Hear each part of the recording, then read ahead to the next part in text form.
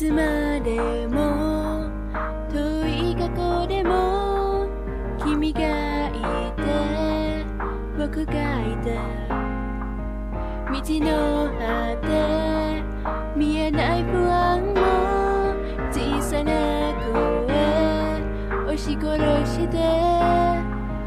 冷たい空気も止まない雨も重い心も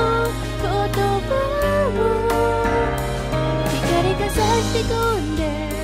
歩き出せるのはいつだろう色あせたこの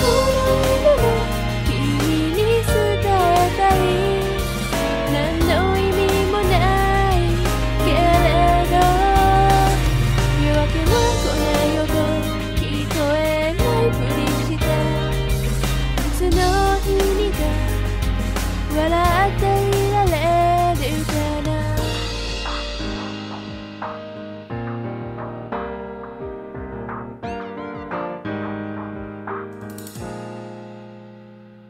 騒ぎ出す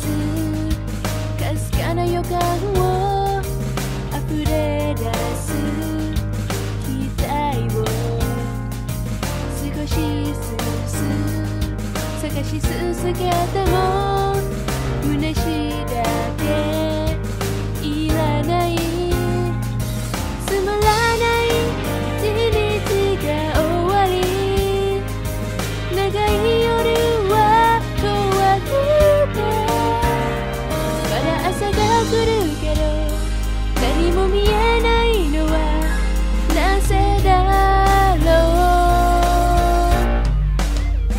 う何一つ変わらない待ち続けてても誰も救われないけれど希望なんてなくても僕は生きているからそんな強がり虚しく響いていた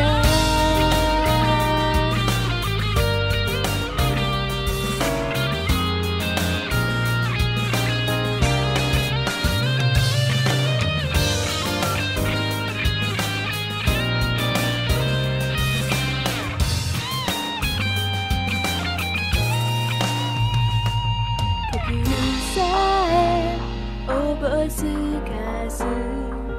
すべて僕のせいだけど聞きたい音があるよ知りたいこともあるよ前だけ見つめ